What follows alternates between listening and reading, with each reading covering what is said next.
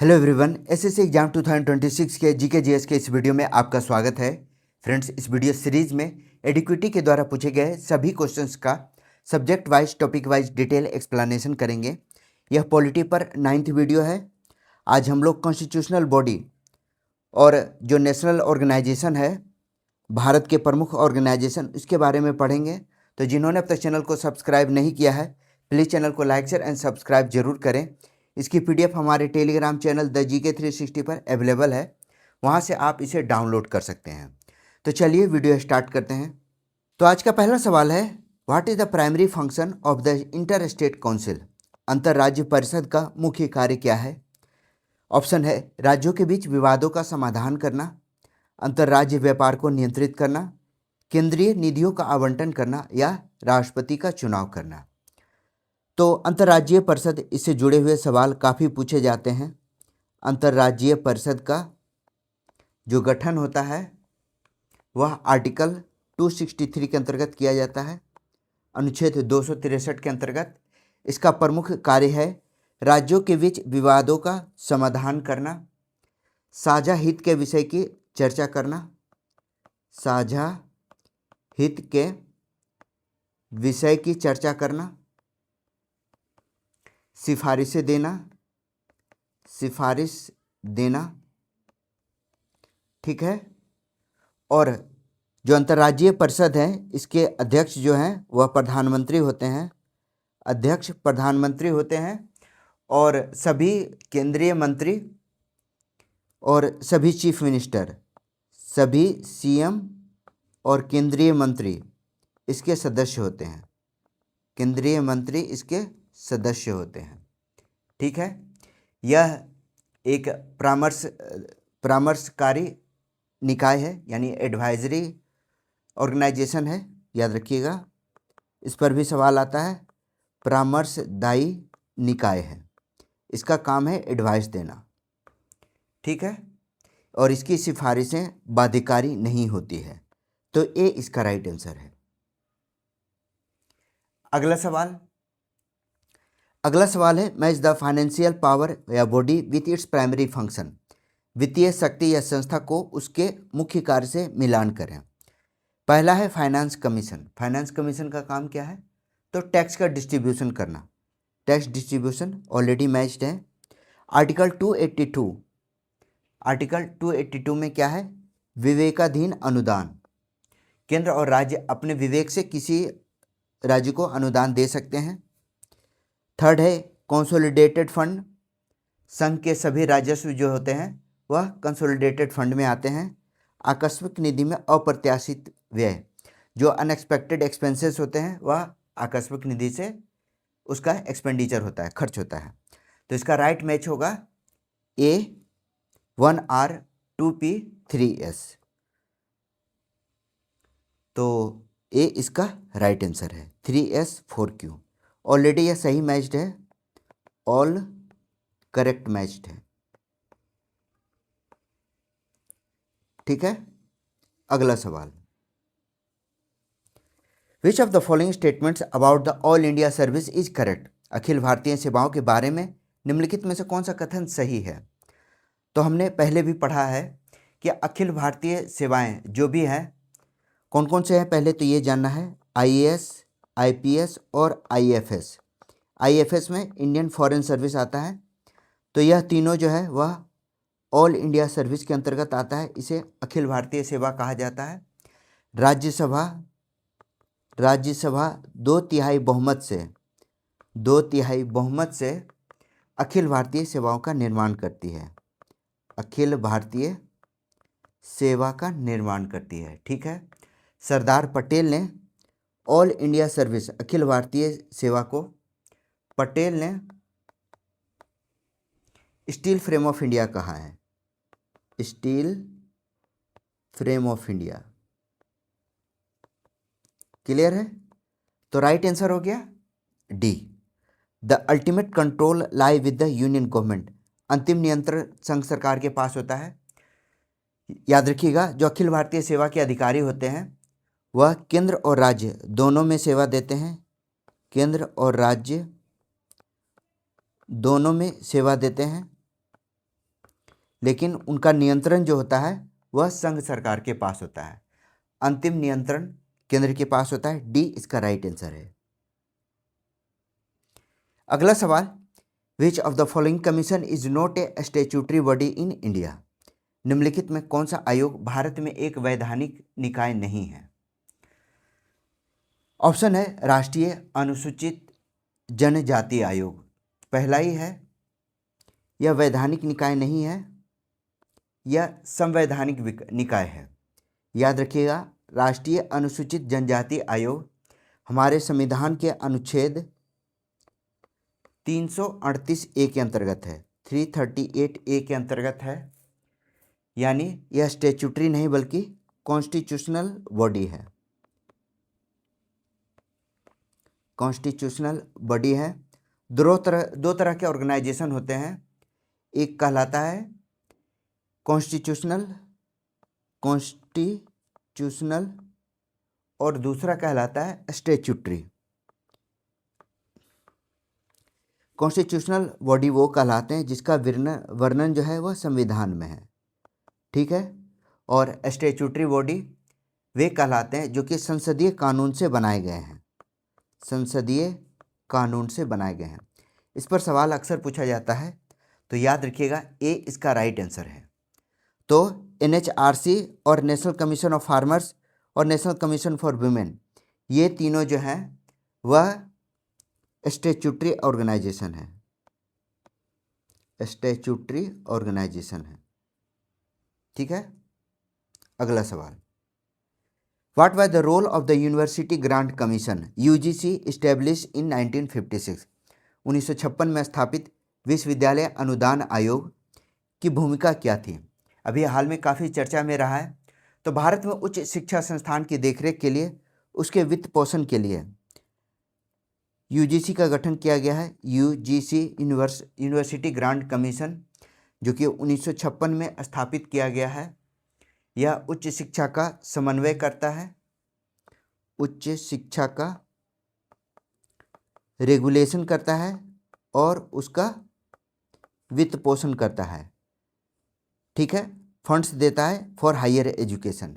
तो डी इसका right answer है। अगला सवाल, which of the following body has the power to create new all India service common to both the union and the states? निम्नलिखित में किस निकाय को संघ और राज्य दोनों के लिए नए अखिल भारतीय सेवाओं के बनाने की शक्ति है? अभी अभी पढ़ा हम लोगों ने, अनुच्छेद 312 के अंतर्गत, आर्टिकल 312 के अंतर्गत राज्यसभा विशेष बहुमत से प्रस्ताव पारित करके अखिल भारतीय सेवाओं का निर्माण करता है। तो डी इसका राइट आंसर है। Under which ministry does the national productivity council operate? राष्ट्रीय उत्पादकता परिषद किस मंत्रालय के अंतर्गत कार्य करती है? उत्पादकता परिषद, इसकी स्थापना 1958 में हुई थी। 1958 में यह स्थापित किया गया था। Ministry of commerce and industry के अंतर्गत आता है, ठीक है, ministry of commerce and industry के अंतर्गत आता है, यानी बी इसका राइट आंसर है। कंसीडर द फॉलोइंग स्टेटमेंट, निम्नलिखित कथन पर विचार करें। All India service common to union and states, अखिल भारतीय सेवाएं संघ और राज्य दोनों के लिए सामान्य होती है। सेकंड है, केवल राज्य सरकार के द्वारा नियंत्रित होती है। Controlled by state government only, गलत है, राज्य नहीं बल्कि यह संघ के द्वारा नियंत्रित होता है। इसका नियंत्रण संघ सरकार के द्वारा किया जाता है। तो राइट आंसर होगा only one is correct, D इसका राइट आंसर है। अगला सवाल है, विच of the following accurately describe the statutory responsibility of the Lokpal under the Lokpal and Lokayukta act 2013? निम्नलिखित में कौन सा लोकपाल और लोकायुक्त अधिनियम 2013 के तहत लोकपाल की वैधानिक जिम्मेदारियों का सही वर्णन करता है? आपको याद होगा 2013 में लोकपाल और लोकायुक्त एक्ट आया था। तो लोकपाल अपना वार्षिक रिपोर्ट राष्ट्रपति को देते हैं, रिपोर्ट राष्ट्रपति को भेजते हैं, फिर इसे दोनों सदन में रखा जाता है, दोनों सदन में रखा जाता है। लोकपाल एक सांविधिक निकाय है, यानी स्टैट्यूटरी बॉडी है, स्टैट्यूटरी बॉडी है जो कि भ्रष्टाचार के आरोपों की जांच करता है। लोकपाल क्या करता है? लोकपाल भ्रष्टाचार के आरोपों की जांच करता है। ठीक है, तो करेक्ट आंसर क्या होगा? तो ए इसका राइट आंसर है। The Lokpal is mandated to provide the president with an annual report which will be laid before both house of parliament. Lokpal राष्ट्रपति को अपना वार्षिक रिपोर्ट देता है जिसे संसद के दोनों सदनों में रखा जाता है। तो ए इसका राइट आंसर है। नेक्स्ट क्वेश्चन है, Kishore Makwana appointed as chairman of NCSC is significant in which evaluative context. Kishore Makwana की एनसीएससी के अध्यक्ष के रूप में नियुक्ति किस संदर्भ में महत्वपूर्ण है? याद रखिएगा, एनसीएससी का फुल फॉर्म क्या है? National commission for schedule caste. तो किशोर मकवाना इसके अध्यक्ष थे। इनका प्रमुख कार्य था social justice administration and SC policy implementation, सामाजिक न्याय प्रशासन और अनुसूचित जाति नीति कार्यान्वयन इनका प्रमुख कार्य था। एससी समुदाय के अधिकारों की निगरानी करना। तो डी इसका राइट आंसर है।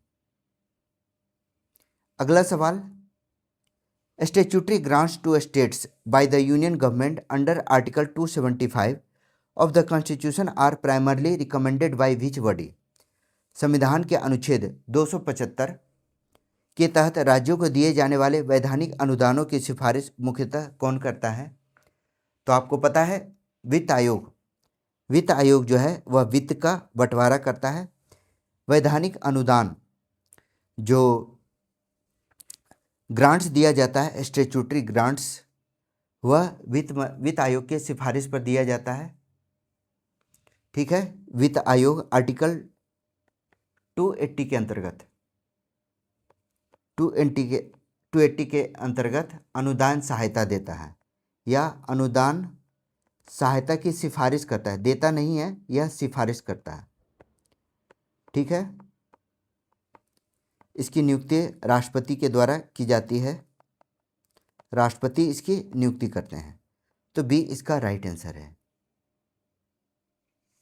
Arrange the following events in chronological order. निम्नलिखित घटनाओं को कालक्रम में व्यवस्थित करना है।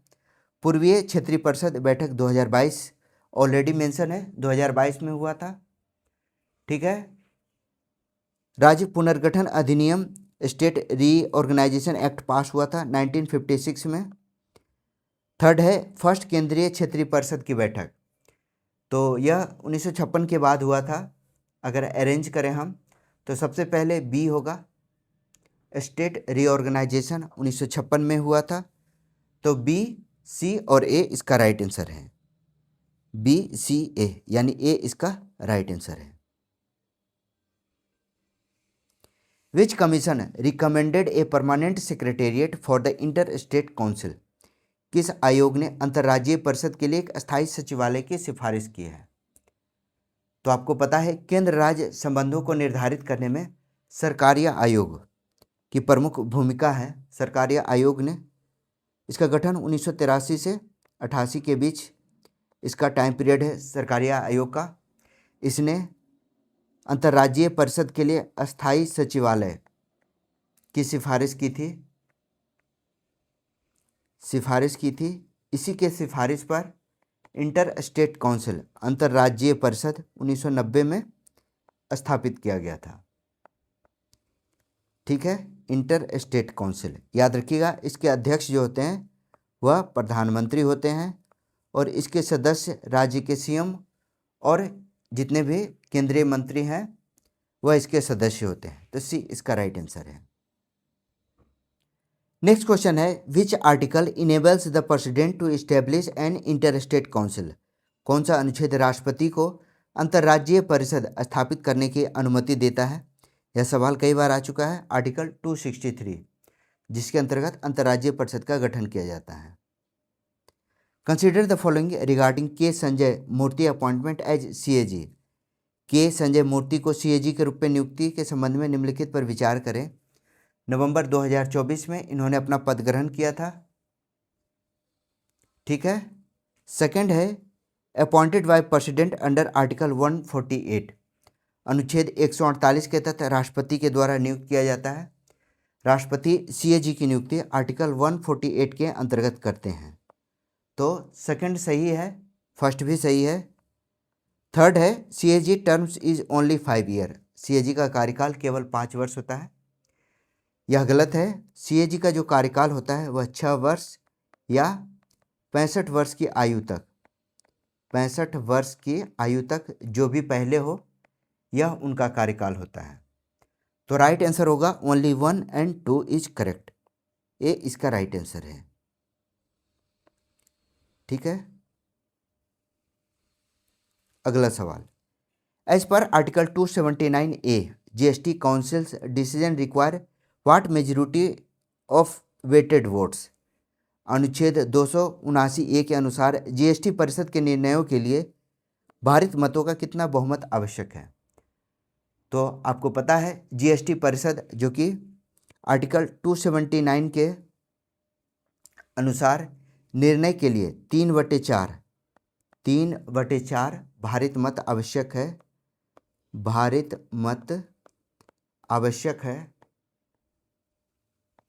इसमें केंद्र के 1/3, केंद्र का भार 1/3 होता है और राज्यों का 2/3 भार होता है। ठीक है।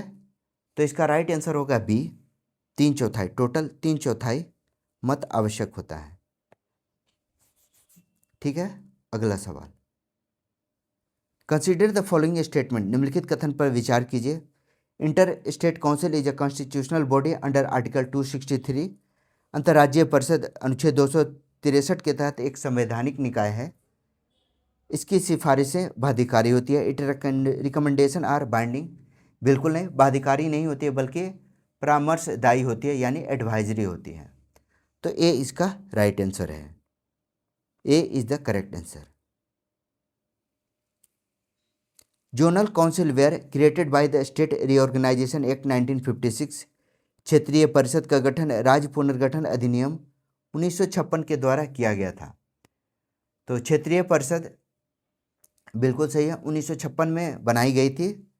कुल 5 परिषद हैं, 5 क्षेत्रीय परिषद है, याद रखिएगा। कौन कौन है? एक तो नॉर्थ, साउथ, ईस्ट, वेस्ट और मिडिल, ईस्ट, वेस्ट और मिडिल। तो यह 5 क्षेत्रीय परिषद हैं। तो राइट आंसर होगा ए, राज्य पुनर्गठन अधिनियम, इसी के अकॉर्डिंग बनाया गया था क्षेत्रीय परिषद को। तो ए इसका राइट आंसर है। Which statements applies to weighted voting under article 279A GST council, 279A GST परिषद के तहत भारित मतदान पर कौन सा कथन लागू होता है? तो हमने पहले भी बताया था कि राज्यों का, इसमें केंद्र का भार होता है वोट का 1/3 और राज्य का 2/3। ठीक है। तो केंद्र से दोगुना भार होता है राज्यों का, तो राज्यों का संयुक्त भार दोगुना होता है। टोटल निर्णय जो है वह 3/4, राज्य और केंद्र मिलाकर 3/4 मतों से होता है। तो सी इसका राइट आंसर है। नेक्स्ट क्वेश्चन है, कंसीडर द फॉलोइंग, निम्नलिखित पर विचार करें। GST council make binding recommendation, GST परिषद बाध्यकारी सिफारिशें करती है। सेकंड है article 246A allow states to legislate on intrastate supply, अनुच्छेद 246 से राज्यों को आंतरिक आपूर्ति पर कानून बनाने की अनुमति देता है। तो दोनों कथन सही है। जीएसटी जो है इसकी सिफारिशें बाध्यकारी होती है। ठीक है। और आर्टिकल 246A के अंतर्गत राज्य जो है आंतरिक आपूर्ति के लिए कानून बनाने की अनुमति दे सकता है। तो 1 and 2 both is the correct answer. अगला सवाल, the union home minister chairs a zonal council meeting as ex officio chairman, केंद्रीय गृह मंत्री क्षेत्रीय परिषद की बैठक की अध्यक्षता पदेन अध्यक्ष के रूप में करते हैं। आपको मैंने पहले भी बताया था, जो क्षेत्रीय परिषद हैं उसमें टोटल 5 क्षेत्रीय परिषद हैं और केंद्रीय जो गृह मंत्री हैं उसके पदेन अध्यक्ष होते हैं। और राज्य के जो सीएम होते हैं, राज्य के सीएम, वह रोटेशन से उपाध्यक्ष होते हैं। रोटेशन के आधार पर उपाध्यक्ष होते हैं। ठीक है, तो राइट आंसर हो गया। इसका राइट आंसर है रोटेशन के आधार पर या ए, एक्स ऑफिशियो। ठीक है, एक्स ऑफिशियो होते हैं कौन? गृह मंत्री। अरेंज इन क्रोनोलॉजिकल ऑर्डर, कालक्रम में व्यवस्थित करना है। सरकारी आयोग रिपोर्ट हमने पहले भी बताया था, इसका टाइम पीरियड 1983 से 1988 के बीच है। केंद्र राज्य संबंधों में काफ़ी महत्वपूर्ण है सरकारी आयोग। अंतर्राज्यीय परिषद, इसका गठन 1990 में। ठीक है, पूंछी आयोग केंद्र राज्य संबंधों से संबंधित है। पूंछी आयोग यह भी है, काफ़ी इसकी रिकमेंडेशन हाल की है। तो इसका सही क्रम होगा ए, बी और सी, यानी ए इसका राइट आंसर है। अगला सवाल, which statements about the finance commission is correct? वित्त आयोग के बारे में कौन सा कथन सही है? वित्त आयोग सदस्यों को निश्चित संरक्षित कार्यकाल होता है, बिल्कुल सही है। वित्त आयोग की जो सिफारिशें होती है, सबसे पहले जानते हैं हम लोग वित्त आयोग के बारे में। आर्टिकल 280 के अंतर्गत वित्त आयोग का प्रावधान है, राष्ट्रपति हर 5 वर्ष में वित्त आयोग का गठन करते हैं। हर 5 वर्ष में वित्त आयोग का गठन होता है। ठीक है, इसका नियुक्ति कौन करते हैं? राष्ट्रपति के द्वारा। राष्ट्रपति वित्त आयोग को गठित करते हैं। अभी 16वां वित्त आयोग चल रहा है, याद रखिएगा, 16वां वित्त आयोग, जिसका टाइम पीरियड 2021 से 2026 का है। ठीक है, इसकी रिपोर्ट राष्ट्रपति को दी जाती है और राष्ट्रपति इसे संसद में रखते हैं। और इसकी सिफारिशें जो होती है वह सलाहात्मक होती है, यानी एडवाइजरी होती है। सी इसका राइट आंसर है। अगला सवाल है, the chairperson of the GST council is the union finance minister of India. GST परिषद के अध्यक्ष भारत के केंद्रीय मंत्री होते हैं। जीएसटी परिषद के अधिकारी केंद्रीय वित्त मंत्री होते हैं, बिल्कुल सही है। इसके उपाध्यक्ष राज्यों के वित्त मंत्री रोटेशन से होते हैं, याद रखिएगा। अध्यक्ष वित्त मंत्री होते हैं, अध्यक्ष वित्त मंत्री होते हैं। उपाध्यक्ष राज्यों के वित्त मंत्री, जो राज्य में वित्त मंत्री होते हैं वह रोटेशन से इसके उपाध्यक्ष होते हैं, याद रखिएगा, रोटेशन है। ठीक है, और सदस्य जो होते हैं सभी राज्य और यूनियन टेरिटरीज के जो वित्त मंत्री हैं उसके सदस्य होते हैं, इसके सदस्य होते हैं। तो इम्पोर्टेंट है, इसको याद रखिएगा। राइट आंसर हो गया बी, केंद्रीय मंत्री। अगला सवाल है, the Sarkaria commission was setup in which year? Sarkaria आयोग किस वर्ष स्थापित हुआ है? हमने पहले भी बताया, जस्टिस RS सरकारिया, रंजीत सिंह सरकारिया, इसका गठन हुआ था 1983 में। 1983 से लेकर 1988 इसका टाइम पीरियड है। सेवानिवृत्त सुप्रीम कोर्ट के न्यायाधीश थे। इन्हीं की अध्यक्षता में केंद्र और राज्यों के संबंधों की समीक्षा के लिए यह आयोग जो है गठित किया गया था। तो बी इसका राइट आंसर है।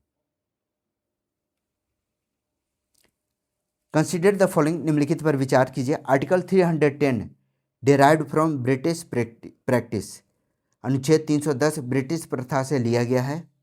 Grants absolute power to remove without inquiry, बिना जांच के हटाने की पूर्ण शक्ति देता है। आर्टिकल 311 लिमिट स्कोप ऑफ 310, अनुच्छेद 311 310 की सीमा को सीमित करता है।